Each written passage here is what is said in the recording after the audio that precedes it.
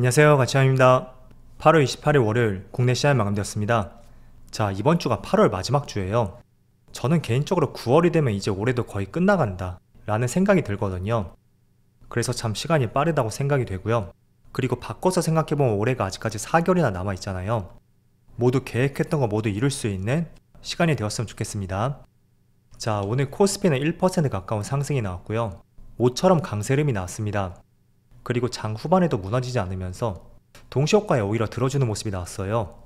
그래서 종가가 최고가에서 마무리되었고, 또 코스닥도 똑같이 마무리되었죠. 1.1%의 급등과 함께 종가가 거의 최고가에서 마무리되었습니다.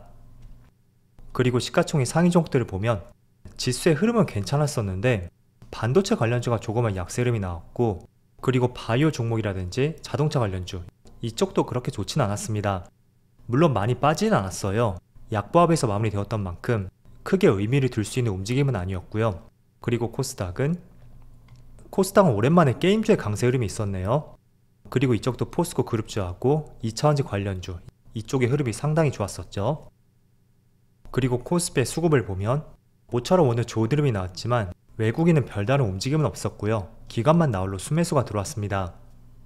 그리고 코스닥은 오늘 외국인의 많은 순매수가 있었고요. 기관은 조금은 쉬어갔었네요. 그래서 오늘 코스피는 기관이 주도했다면 반대로 코스닥은 외국인이 주도했죠. 그리고 삼성전자 오늘 조금은 빠지는 모습이 나왔었고, 기관과 외국인의 동반 순매도가 나왔습니다. 그리고 하이닉스도 외국인의 순매도가 나왔고요. 기관은 조금은 매수대가 들어왔었네요. 자, 그리고 오늘 거래량을 보면 170만 주가 나왔어요. 그동안 200만 주가 깨진 적이 한 번도 없었거든요. 적게 나와야 200만 주 초반 그 정도 나왔었고, 평균적으로 300만 주, 400만 주 이 정도의 거래량이 형성이 되었습니다. 그런데 오늘은 200만 주가 깨지면서 최근 한 달 내에 있어 가장 저조한 거래량이 발생이 되었죠.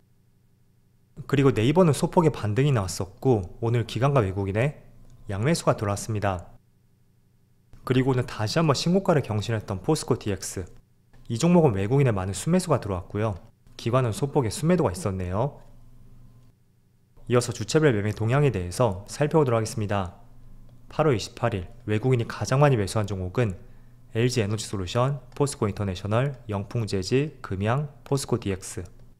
오랜만에 LG에너지솔루션을 가장 많이 매수했고요. 그리고 기관은 LNF, 포스코홀딩스, 현대건설, 호텔신라, 포스코퓨처엠 이렇게 각각 순매수를 했습니다. 자, 이어서 해외 증시를 보면 지난주 금요일에 중요한 이슈가 있었죠. 바로 미국의 잭슨홀 미팅이 있었어요. 그런데 조금은 예상을 했던 대로 예상했던 범주에서 벗어나는 이슈는 없었습니다.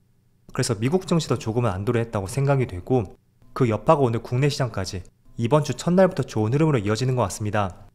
우선 S&P 500은 0.67% 상승이 나왔고요. 나스닥은 1% 가까운 상승이 나왔죠. 그리고 다우지수도 0.7%의 상승이 나왔어요. 그래서 어떻게 본다면 8월 마지막 이슈가 될 수 있었던 잭슨홀 미팅이 끝났고, 그리고 남은 8월 일정 동안에 주목할 만한 이슈는 없는 것 같습니다. 그래서 이번 주가 8월 마지막 주죠. 남은 일정 동안에 변동성 없이 시장이 양호하게 마무리되기를 한번 기대해 보고요. 그리고 9월 초쯤에는 제가 이것도 정확한 날짜를 알려드릴게요. 아직까지는 정확하게 체크를 해보지 않았지만 최근에 중국에 부동산 문제가 있었잖아요. 그래서 최근에 이슈가 되었던 기업, 그 기업의 채권 만기일이 있습니다. 그래서 그걸 어떻게 넘기는지 한번 주목할 필요가 있고요. 그리고 최근에 테마주가 정말 강세를 보이고 있잖아요. 자, 이렇게 테마주가 강세를 보이다 보니까 한 가지 재미있는 차트를 보여드릴게요. 여기는 2022년이고 여기는 올해예요. 올해도 8월 22일까지밖에 되지 않거든요. 그럼 작년 대비 3분의 2밖에 지나지 않았죠? 하지만 단기 과열 종목 지정 건수를 보면 작년 대비 무려 2배나 증가했습니다. 자, 아마도 여러분들도 느끼셨을 거예요. 최근에 테마주가 굉장히 강세를 보이고 있잖아요. 초전도체를 비롯해서 양자 컴퓨터 관련주, 그리고 맥신 관련주, 또 2차전지 일부 테마 관련주들, 이런 업종들로 수급 쏠림이 굉장히 심하게 나오고 있습니다. 그래서 단기 과열 종목 건수가 올해가 끝나기도 전에 작년 대비 거의 2배 가까이 올라왔다는 것은 그만큼 올해 시장은 테마 장세다 라는 것을 나타낼 수가 있죠. 그래서 그 테마주 중에서 최근에 가장 크게 움직이고 있는 초전도체 관련주, 지금 이쪽 관련주는 저는 매번 권장해 드리진 않고 있지만 혹시나 보유하고 계시다면 9월 초쯤에 실제로 검증 테스트가 발표될 예정이에요. 그래서 이것도 일정을 조금 더 체크를 해봐야 되겠지만 아무튼 조금씩 조심할 때가 다가오고 있다, 이렇게 말씀을 드리겠고, 오히려 테마주가 아닌 실적주라든지 또 업황 개선했다는 관련 종목들, 그런 종목들을 보유하신 분들이라면 이런 테마주들이 빨리 죽어야지 조금은 수급이 이동될 가능성이 있으니까 이런 부분은 돈의 흐름 측면에서 한번 생각을 해보시면 좋을 것 같아요.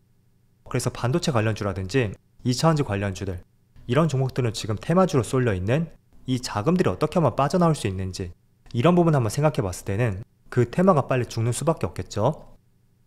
자, 그리고 최근에 또 다른 테마주 중에 하나가 후쿠시마 오염수 관련주잖아요. 저는 오염수 방류 그 시점이 그 테마주들의 고점이 되지 않을까 라는 생각을 했었는데, 생각보다 오늘까지도 조금은 이어지는 것 같더라고요. 하지만 늘 말씀을 드리겠지만 이런 종목은 정말 분단위로 주가 흐름이 바뀔 수 있는 만큼 저는 초전도체와 마찬가지로 권장해 드리지 않은 종목이라고 말씀드리겠고, 반대로 화장품 관련주는 조금은 주목해 볼 필요가 있다고 생각이 돼요. 제가 화장품 관련주는 간헐적으로 말씀드리고 있죠.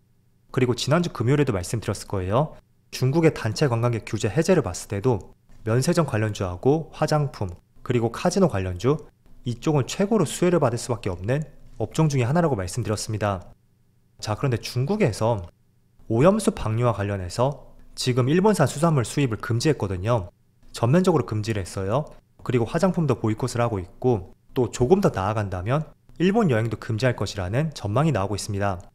물론 거기까지 될지 모르겠지만 어쨌든 화장품을 보이콧한다는 것은 반사 이익으로서 국내 화장품 관련주들 조금 더 관심이 올라갈 가능성이 있고요. 자, 여기서 한번 생각을 해보는 거죠. 지금 중국에서 일본을 바라보는 관점이 굉장히 좋지가 않거든요.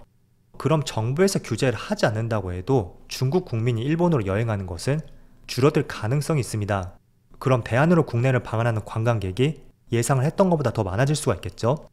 그래서 그런 생각들을 해본다면 면세점 관련주라든지 화장품 관련주, 이쪽은 계속해서 관심을 가져보시고요. 또 금요일날 말씀드린 대로 8월 시장은 굉장히 약세장이었단 말이죠. 그렇지만 이쪽 관련주는 추세적으로 우상향 흐름이 나오고 있습니다. 그래서 그런 관점들을 보더라도 조금 더 끌고 갈 수 있는 여지가 충분히 많다, 그렇게 말씀드릴게요. 자, 그리고 이번 주가 8월 마지막 주예요. 솔직히 8월 시장이 올해 들어서 저는 가장 좋지 않은 시장이라고 생각이 되거든요. 하지만 모든 시장이 그렇듯이 매번 상승만 나올 수도 없고, 또 작년처럼 매번 하락만 나오는 시장도 없습니다. 그래서 더 많이 상승하기 위해서는 충분히 이런 조정 장세는 필요하다고 말씀드리겠고요. 그리고 지금부터 초점을 맞춰봐야 되는 것은 언제부터 시장에 반등이 나올지, 그런 부분을 신경 써보자고 말씀드렸어요. 그래서 RSI 지표라든지 또 21선을 돌파하는지, 이런 부분을 신경 써보자고 말씀드렸고, 또 그건 외에도 지금 시장 흐름을 보면 이때가 8월 16일, 그 이후부터 해서 시장 흐름이 크게 빠지진 않고 있거든요. 지금 단기 박스권을 만들고 있죠. 그래서 이 범주 안에서 벗어나지 않는다면 저는 시장의 바닥을 다지고 2500포인트 근처에서 반등이 나올 거라고 생각이 되고, 물론 그렇게 가기 위해서는 8월을 조금은 약세장으로 볼 수 있었던 몇 가지 변수들이 있었잖아요. 대표적으로 중국의 부동산 문제, 그 문제가 9월 초쯤에는 채권 만기일을 시점으로 해서 조금은 방향성을 보일 수 있다고 생각이 돼요. 그래서 시장이 조금은 반등이 나올 때가 되었지만 그 한 가지 이슈 어떻게 전개가 되는지 연결져서 보신다면 조금은 바닥을 잡을 수 있는 하나의 시그널이 될 것 같습니다. 그래서 종합주가지수가 반등이 나온다면 8월 시장에서 덜 빠진 종목들이 있죠. 그런 업종들의 강세 흐름이 다시 나올 가능성이 있으니까 대표적으로 SK하이닉스라든지 HBM3, AI 반도체 관련주를 주목해서 보자고 말씀드릴게요. 자, 일단 AI 반도체는 최초에 엔비디아가 불을 지폈잖아요. 그리고 SK하이닉스도 한 차례 반등이 나왔었고, 그 고가권에서 주가가 등락을 보이고 있습니다. 하지만 여기서 주가가 꺾일 이유는 없다고 생각이 되고요. 또 최근에 나온 기사를 보면 며칠 전에 메타에서 HBM3와 DDR5 메모리 반도체를 위해서 국내 라인을 둘러봤다는 기사가 나왔었고, 또 이달 말에 엔비디아도 방안이 예정이 되어 있다는 기사가 나왔습니다. 그래서 HBM3에 대해서 협력할 것으로 알려져 있고, 또 월스트리트 저널에 따르면 SK하이닉스가 10년 전에 HBM3에 대해서 굉장히 긍정적으로 봤었나 봐요. 그래서 크게 베팅을 했던 것이 지금의 가장 핫한 반도체를 지배하고 있다는 하나의 기사를 내놓았습니다. 그래서 삼성전자는 경쟁이 치열하겠지만 AI 반도체에서 가장 선두주자라고 말씀을 드리겠고, 또 하고 있는 사업 비중을 볼 때도 크게 영향을 미칠 수 있는 것은 SK하이닉스밖에 없습니다. 그래서 주가 흐름이 삼성전자가 조금은 더디게 나오는 것도 그거는 당연할 수밖에 없다고 말씀드리겠고, 어쨌든 이런 부분들, 계속 기대를 해볼 수 있는 내용들이 나오고 있거든요. 그래서 8월 시장이 많이 빠졌음에도 불구하고 AI 반도체 관련주는 크게 빠지지 않았거든요. 그래서 시장이 반등이 나온다면 이런 내용들을 기반 삼아서 충분히 반등이 나올 수 있으니까 최근에 이런 내용들을 한번 주목해 보자고 말씀드릴게요. 자, 그리고 오늘 한 가지 더 이슈가 있었는데 정부에서 첫 SMR을 수주했다는 기사가 나왔습니다. 최대 4조 원 규모라고 하죠. 이 SMR은 소형 원전이에요. 자, 그래서 현대건설이 가장 수혜를 볼 것으로 알려져 있고 지금도 주가가 8% 급등이 나오고 있어요.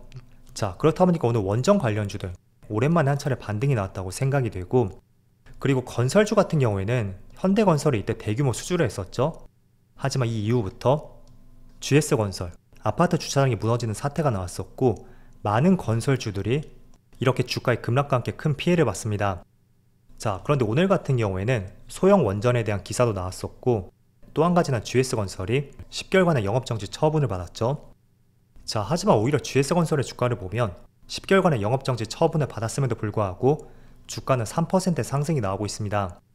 자, 그걸 어떻게 해석해 볼 수 있냐면 오히려 10개월간 영업정지를 당함에 따라서 GS건설에 나올 수 있는 악재들, 불확실성 그런 것들이 이제는 끝나지 않았나 라고 시장이 해석을 하는 것 같아요. 자, 그래서 그러한 관점에서 봤을 때 건설주는 주가가 더 빠질 수 있는지 그런 부분은 조금은 의문이 들고요. 특히 현대건설 같은 경우에는 단독이라 나와서 조금 더 찾아봐야 되겠지만 어쨌든 이 기사가 사실이라면 조금 더 저점을 다지고 올라갈 여지가 있지 않나 이렇게 보여지는 것 같습니다. 자, 그래서 오늘 이슈에 대해서 여러 가지 말씀을 드려봤고요. 어쨌든 8월 마지막 주 첫날부터 시장에 상승이 나와서 그나마 조금은 다행이었던 것 같습니다. 내일도 좋은 흐름이 나올 수 있기를 한번 기대해보면서 오늘 영상 마치도록 하겠습니다. 자, 그럼 편안한 저녁 되시고요. 저는 내일 영상에서 다시 찾아뵙도록 하겠습니다. 감사합니다.